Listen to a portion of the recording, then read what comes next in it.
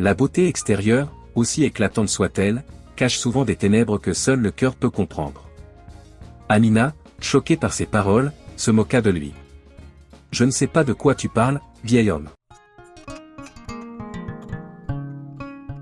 Les contes africains légendaires.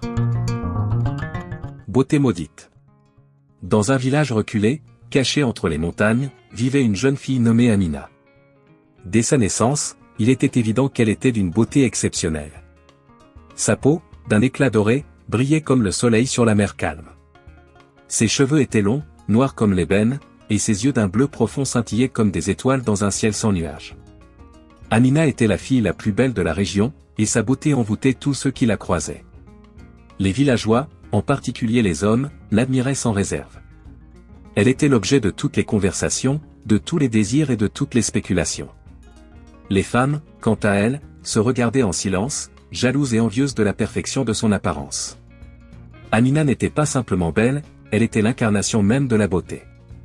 Cependant, ce qu'Amina ignorait, c'est que sa beauté allait bientôt devenir un fardeau. Sa mère, une femme humble et sage, l'avertit plusieurs fois. « Ma fille, la beauté qui t'est donnée est un don, mais il faut que tu sois prudente. Beaucoup de gens te regarderont avec envie, et ce regard pourra être dangereux. Rappelle-toi que la beauté intérieure est la seule qui perdure. » Mais Amina ne comprenait pas vraiment ses conseils. À ses yeux, sa beauté était son plus grand atout, et elle ne voyait aucune raison de s'en soucier. Elle se complaisait dans l'admiration qu'elle suscitait.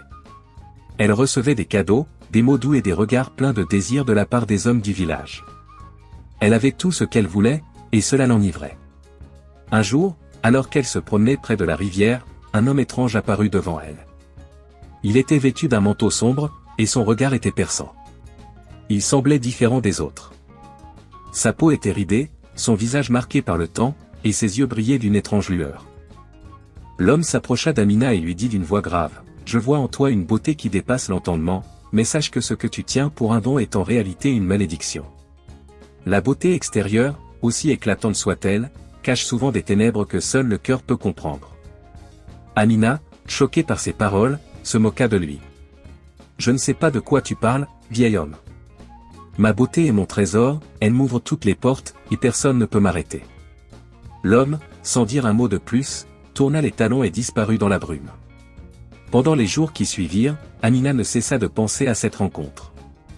L'idée que sa beauté puisse être une malédiction ne la quittait pas. Mais elle balaya rapidement cette pensée, convaincue que sa beauté était la seule chose qui comptait. Cependant, les choses commencèrent à changer. Les hommes qui autrefois l'admiraient avec passion commencèrent à se détourner d'elle. Ceux qui lui faisaient des avances se montraient de plus en plus indifférents. Les femmes, quant à elles, devenaient de plus en plus hostiles, et les murmures dans les coins sombres du village se faisaient plus insistants. Amina ne comprenait pas ce qui se passait.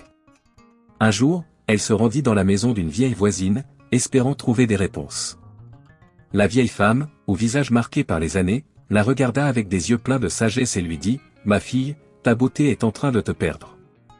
Les hommes ne te voient plus comme avant, et les femmes te haïssent. Tu n'es plus celle qui illumine le village. Tu es devenue celle qui le redoute. » Ces paroles frappèrent Amina comme un coup de poignard. Elle retourna chez elle en silence, les pensées tourbillonnant dans sa tête. Elle se rendait enfin compte que la beauté qu'elle avait prise pour un cadeau pouvait effectivement se transformer en malédiction. Une nuit, Amina se rendit dans la forêt, cherchant à s'échapper de l'agitation du village. Elle s'assit près d'un grand arbre, les larmes coulant sur ses joues. C'est alors qu'une voix douce et apaisante se fit entendre. « Pourquoi pleures-tu, enfant de la beauté ?» Amina leva les yeux et aperçut une silhouette fragile, un être semblable à une vieille dame, entourée de lumière. « Je pleure parce que personne ne me regarde plus avec amour. Ma beauté m'a fait l'objet de la jalousie et de l'indifférence, » répondit-elle, le cœur lourd. La vieille dame, un sourire mystérieux aux lèvres, s'assit près d'Amina et lui dit, « La beauté qui brille à l'extérieur, mais qui n'a pas de lumière à l'intérieur, perd son éclat. Ce n'est pas la beauté du corps qui compte, mais la beauté de l'âme. » Ce soir-là, la vieille dame lui expliqua que la véritable beauté vient du cœur, des actions, de l'amour et de la compassion. Lorsque tu apprendras à aimer sincèrement les autres, lorsque tu accepteras de t'oublier toi-même, ta beauté intérieure rayonnera et personne ne pourra t'enlever cette lumière. Amina, bouleversée par ces paroles, décida de changer. Elle commença à se consacrer aux autres, à aider les plus démunis, à soutenir les femmes du village, et à travailler dur pour améliorer sa communauté. Peu à peu, la transformation d'Amina fut visible. Son cœur, autrefois accaparé par son apparence, se consacrait désormais à faire le bien. Les villageois commencèrent à la voir sous un autre jour. Les femmes, qui jadis la jalousaient, venaient maintenant la consulter pour des conseils.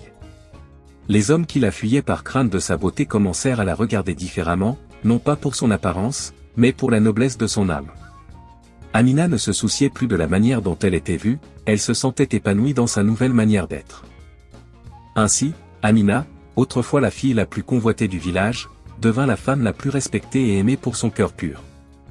Elle n'était plus une belle apparence, mais une lumière de sagesse et de compassion qui guidait les autres.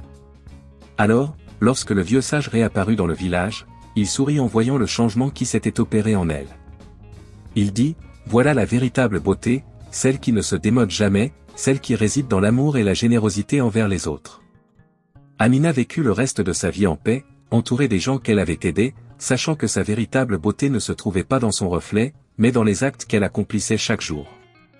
Un jour, Amina rencontra un jeune homme qui semblait être tout ce qu'elle avait recherché dans le passé, charmant, attentif et admirateur de sa beauté.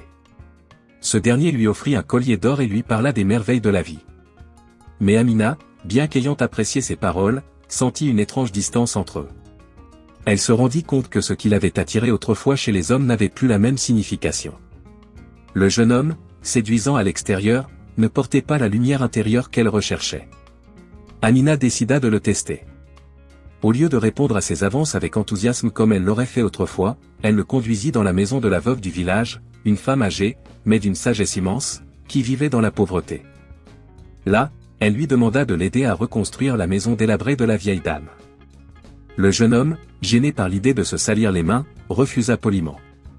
À ce moment-là, Amina comprit une vérité douloureuse, la beauté physique attire, mais ce sont les actions sincères et l'engagement envers les autres qui révèlent la véritable valeur d'un être.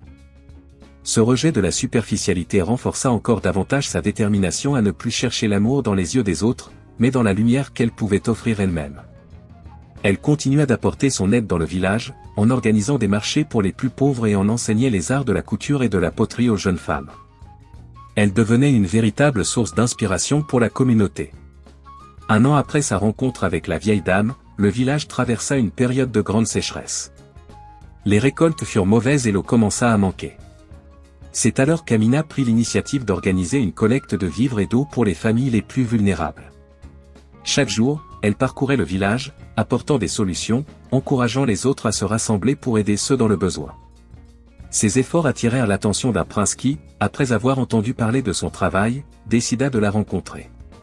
En voyant la générosité et la sagesse qui émanaient d'Amina, il comprit que la beauté qu'elle avait autrefois incarnée à travers son apparence n'était rien comparée à celle de son cœur. Il lui proposa de l'épouser, mais Amina, sage et lucide, lui répondit, « Mon prince, je ne cherche pas l'admiration extérieure, mais celle qui naît de l'action et de la bienveillance. » Le prince, admirant son courage et sa sagesse, l'invita à visiter son royaume pour y partager ses enseignements. Ensemble, ils parcoururent les villages voisins, apportant à chacun des ressources, de l'espoir et des projets de développement. Amina, désormais respectée et appréciée pour ses actions, commença à comprendre que son véritable rôle n'était pas seulement de porter une beauté extérieure, mais de cultiver l'amour et la solidarité autour d'elle. Au fur et à mesure que le temps passait, la vie d'Amina se remplissait de sens. Elle n'était plus la jeune fille admirée pour sa beauté, mais une femme respectée pour sa sagesse, son travail et son engagement envers les autres. Chaque sourire qu'elle recevait n'était pas celui d'un homme épris de désir, mais celui de personnes qui la remerciaient pour son aide. À ce moment-là, elle se rendit compte que sa beauté intérieure avait un impact bien plus profond que tout ce qu'elle avait pu imaginer. À la fin de sa vie, Amina n'était plus seulement une légende dans son village, mais dans toute la région. Les enfants grandissaient en entendant son histoire, et la génération future la considérait comme un modèle de ce que la beauté véritable pouvait être, une beauté qui transcende l'apparence, et qui réside dans l'action, la générosité et l'amour envers les autres. Le vieux sage qui l'avait guidé dans sa quête de sens était décédé depuis longtemps, mais ses paroles résonnaient toujours dans le cœur d'Amina. La beauté, ma fille, n'est pas ce qui se voit de l'extérieur, mais ce que l'on porte au fond de soi, et ce que l'on partage avec les autres.